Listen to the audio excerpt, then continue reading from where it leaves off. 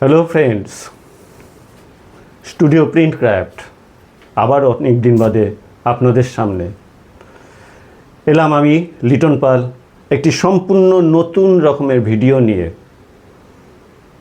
ছাতা প্রিন্ট কি করে আপনারা ছাতা প্রিন্ট করবেন স্ক্রিনের সাহায্যে, তাও বাই কালার, সেই সম্পর্কিত তো একটি সম্পূর্ণ নতুন ভিডিও নিয়ে আপনাদের সামনে আজ অনেক দিন বাদে এলাম। কিভাবে আপনারা ছাতা প্রিন্ট করবেন সে সম্পর্কিত তথ্য দিতে। ভিডিওটি শুরু করার আগে প্রতিবারের মতো আবারও যাতে সমস্ত রকম কাজের আপডেট বা কাজ সম্পর্কিত ভিডিও আপনাদের কাছে যাতে সবার আগে পৌঁছে যায়, তার জন্য আমার চ্যানেলটিকে সাবস্ক্রাইব করুন এবং নোটিফিকেশান বেল আইকনটিকে প্রেস করুন। তো যাই হোক, অনেক দিন বাদে আপনাদের সামনে আবার সম্পূর্ণ নতুন ভিডিও, কাজের ভিডিও। ছাতা কিভাবে আপনারা প্রিন্ট করবেন।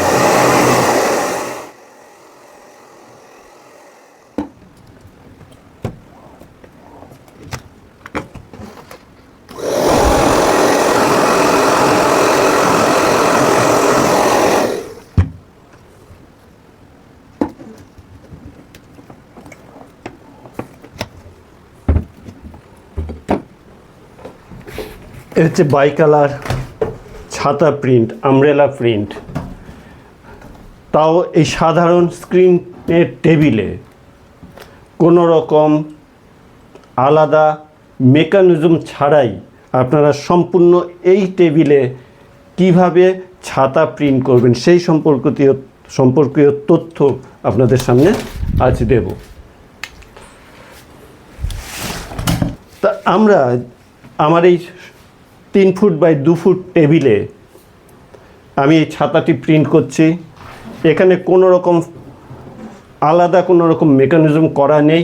যেটা করে নিয়েছি সেটা আপনাদের জানাই যে তৈরি ছাতা, রেডি ছাতা আপনারা সিঙ্গেল কালার প্রিন্ট করা খুব সোজা, কিন্তু বাই কালার প্রিন্ট করা ঠিক ততটাই কঠিন রেডি ছাতায়।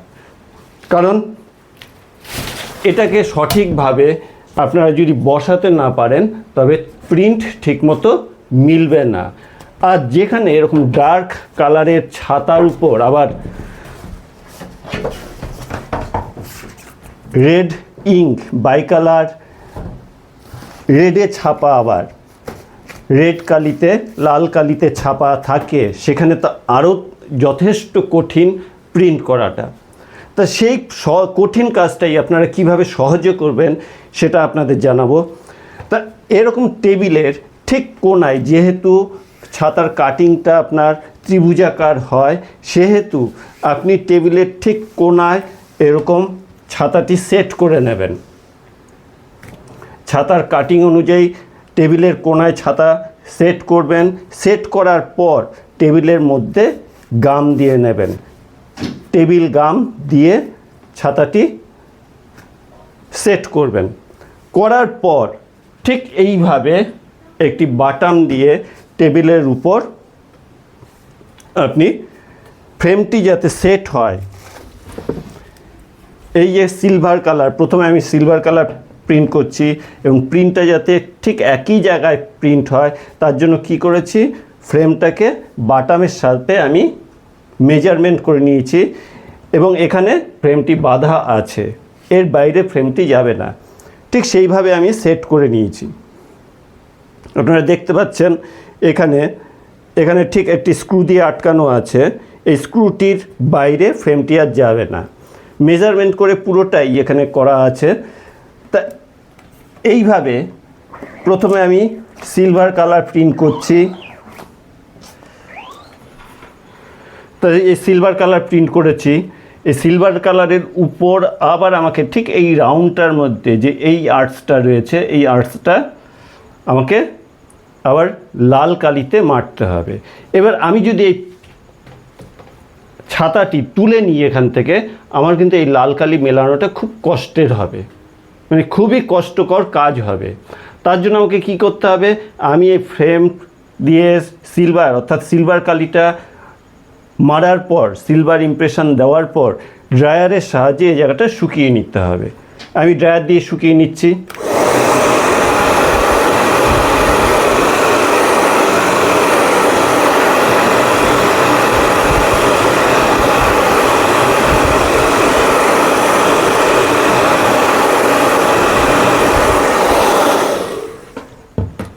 তো ড্রায়ার দিয়ে আমি শুকানোর পর এইবার আমি যেটা করব সেটা হচ্ছে লাল কালির ইমপ্রেশনটা আমি মারব। এবার লাল কালির ইমপ্রেশন মারার জন্য আমাকে এই ফ্রেমটা সেট করে নিতে হয়েছে ঠিক এই যে রাউন্ডটা রয়েছে, এই যে হাফ সার্কেলটা রয়েছে, হাফ সার্কেলের মধ্যেই আমাকে রেড ইমপ্রেশনটা মারতে হবে। এবার রেড ইমপ্রেশন মারবো যেখানে, সেখানে আমি সিলভারটা কেন মারলাম, এর কারণ হচ্ছে আমি পুরো ব্ল্যাকের মধ্যে, ডাইরেক্ট ব্ল্যাক যেহেতু ছাতাটি, ব্ল্যাকের মধ্যে আমি রেড কালার মারলে পর সেখানে রেড কালারটা বোঝা যাবে না। তার জন্য তার নিচে আমাকে হোয়াইট বা সিলভার বেস দিতেই হতো। যেহেতু সিলভার টানা হচ্ছে, আমি একেবারে সিলভার বেসটা দিয়ে নিয়েছি। এবার ঠিক ওই সিলভারের মধ্যেই আমাকে রেড ইমপ্রেশনটি মারতে হবে। আমার এখানে সেট করা আছে, মিলিয়ে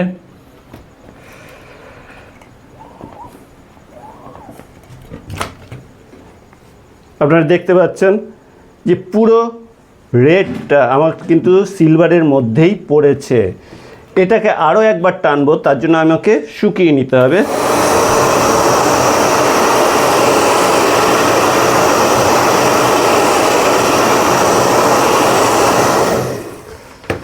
এই দুবার টানলে কী হবে, রেড কালারের ডেপথটা ভালো পাওয়া যাবে, এফেক্টটা ভালো বোঝা যাবে।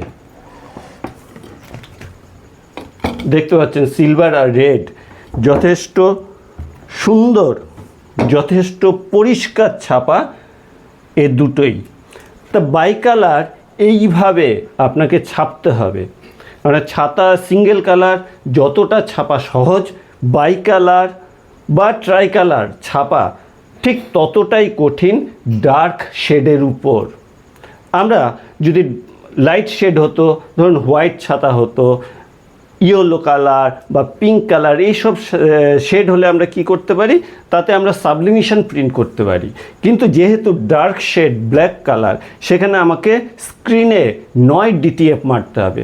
এবার ডিটিএফের খরচ, ডিটিএফে সিলভার কালার আসা সম্ভব নয়। সেহেতু সিলভার আর রেড আমাকে যদি কমপ্লিট করতে হয়, সেটা স্ক্রিনেই করতে হবে। হয় কাপড় কাটিংয়ের পর আমাকে প্রিন্ট করতে হবে, না হয় রেডি ছাতার উপর আমাকে প্রিন্ট করে কাস্টমারকে ডেলিভারি দিতে হবে। তা আমার কাছে এই রেডি ছাতাই এসছে প্রিন্ট করার জন্য। তো রেডি ছাতা কিভাবে আপনারা প্রিন্ট করবেন সেটা আপনারা দেখলেন, এবং আশা করি এই সম্পর্কিত ভিডিও আপনাদের আরও অনেক পাবেন। কিন্তু এরকম বাই কালার ছাপা আপনারা খুব কম ভিডিও পাবেন, যেখানে আপনাদের আমি বোঝালাম কিভাবে বাই কালারটা ছাপবেন। আপনারা দেখুন আরও 2-3টি আমি প্রিন্ট করে দেখাচ্ছি, যেখানে আপনারা বুঝতে পারবেন সম্পূর্ণরূপে।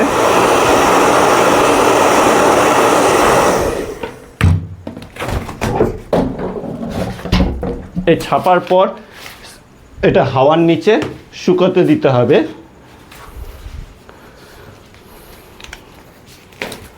টেবিলের কর্নার পার্টের মধ্যে কিন্তু আমি সেট করেছি ছাতাটি। কারণটা কি? কারণ হচ্ছে ছাতার কাটিং হচ্ছে ট্রায়াঙ্গুলার, অর্থাৎ 3 কোণা। তা 3 কোণা প্রিন্টের জন্য আমাকে 3 কোণা শেপই আমাকে নিতে হবে। অনেকে যেটা আলাদা মেকানিজম থাকে, এরকম 3 কোণা টাইপের একটা পার্ট তারা টেবিলের সাথে যুক্ত করে নেয়। কিন্তু তা ছাড়া আপনারা কীভাবে, সেটা যদি না থাকে আপনারা কীভাবে প্রিন্ট করবেন সেটাই আপনাদের আমি দেখাচ্ছি। আপনারা ভালো করে লক্ষ্য করবেন এবং আশা করি বাড়িতে আপনারা নিজেরা চেষ্টা করবেন আপনাদের অর্ডার এলে ছাতাটি ঠিক এইভাবে প্রিন্ট করতে। তা আবার আমি কোণায় বসালাম, বসিয়ে প্রথমে সিলভার কালার আমি টানবো। যেহেতু বাই কালার ছাপা, প্রথমে সিলভার কালার,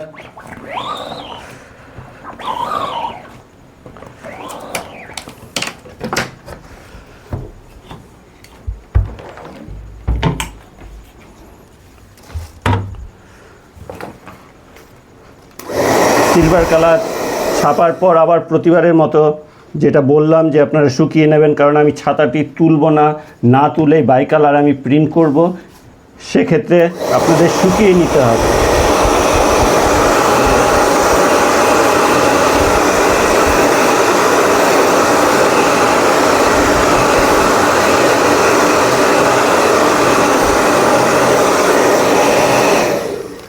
কেন তুলব না সেটাও বলেছি, কারণ তুললে পর আপনি সেকেন্ড প্রিন্টটা আপনারা কালারটা মিলাতে পারবেন না। শুধু আপনি কেন, আমার পক্ষেও মেলানো সম্ভব নয় আমি যদি এখান থেকে তুলে নিই।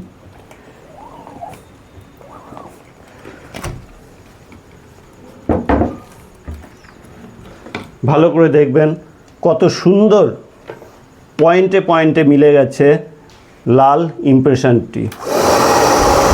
আরও একবার দেব, তার জন্য আগের থেকে একটু শুকিয়ে নিতে হবে ড্রায়ারের সাহায্যে। দুবার কেন টানবো? কারণ এতে কালির ডেপথটা ভালো আসবে।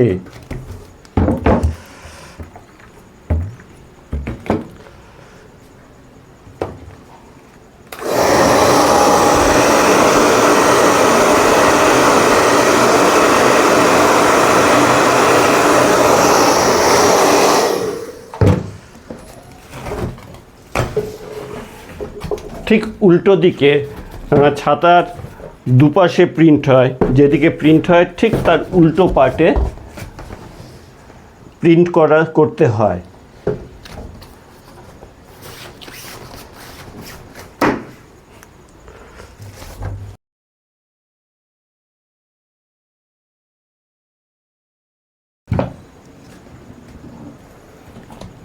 আবার উল্টো দিকেও আমি একই প্রসেসে সিলভার প্রিন্ট করে নিলাম। আর সবসময় সিলভার প্রিন্ট করে, যেহেতু অনেকটা সময় লাগছে এক একটি ছাতা প্রিন্ট করতে, তার জন্য ফ্রেমে প্রিন্ট করার পর আপনারা এরকম ওভারল্যাপ করে রাখবেন যাতে ফ্রেমটি শুকিয়ে না যায়। এইভাবে ওভারল্যাপ করে রাখার পর আপনারা ড্রায়ার দিয়ে শুকিয়ে নেবেন।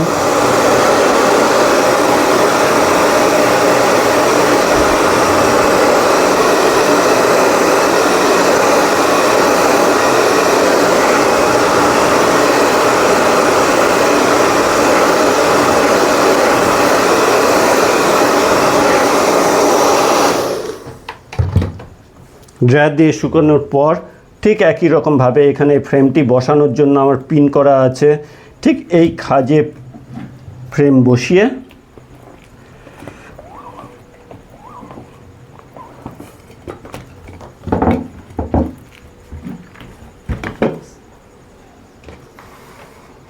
ঠিক একই রকমভাবে আপনারা এটা শুকিয়ে আরও একবার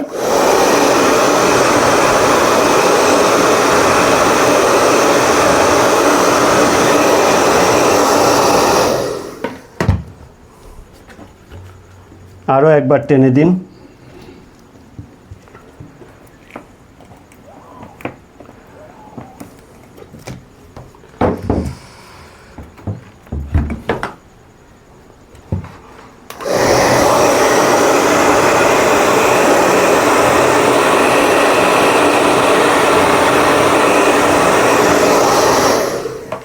হয়ে গেল আমার ছাতা প্রিন্ট।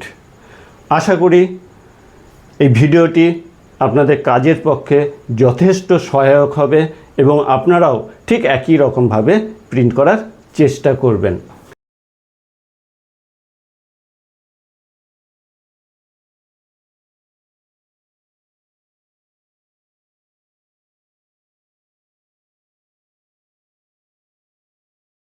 এই রকম প্রতিনিয়ত আরও নতুন নতুন কাজের ভিডিও যাতে আপনাদের কাছে আমি নিয়ে আসতে পারি এবং আপনারা যাতে সেই ভিডিওগুলি তৎক্ষণাৎ পেয়ে যান, তার জন্য আবারও ভিডিও শেষে বলছি আপনারা আমার চ্যানেলটিকে সাবস্ক্রাইব করুন এবং বেল আইকনটিকে প্রেস করে রাখুন যাতে সমস্ত আপডেট সবার আগে আপনাদের কাছে পৌঁছে যায়।